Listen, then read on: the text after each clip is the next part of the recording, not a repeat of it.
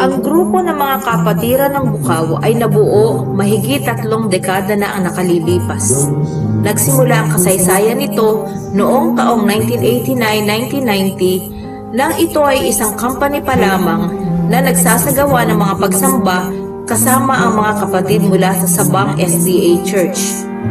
Ang unang formal na pagkilala sa kongregasyon ng Bukaw SDA Church ay nagpapakita ng mga kasabi mula sa mga pamilya ni na kapatid na Ernesto Talabong at kapatid na Dina Resplandor sa ilalim ng pangangasiwa ni Pastor Nehemias Basit. Ang dalawang pamilyang ito ay naging malaking bahagi ng paglago ng iglesia sapagkat nakapag-akay sila ng siyam na kaluluwa sa paanan ng Panginoong Hesus sa pamamagitan ng bautismo.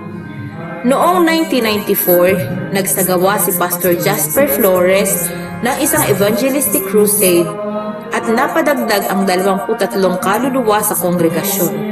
Sinundan ito ng isa pang serye ng evangelistic meetings na pinangunahan ni kapatid na Artemio Malabonga na nagbunga ng karagdagang 13 kasapi sa iglesia. Sa mga sumunod na taon, sina Pastor Santos Eranista, Pastor Samuel Sarato, at Pastor Fresco Estrada ay nagsagawa rin ng mga revival at evangelistic meetings. Sa isa sa mga crusades na pinangunahan ni Pastor Aaron Ferdinand Robles, nabautismuhan si kapatid na Leoncio Lucerna na kalaunan ay nagsilbi bilang elder ng Bukaw Church.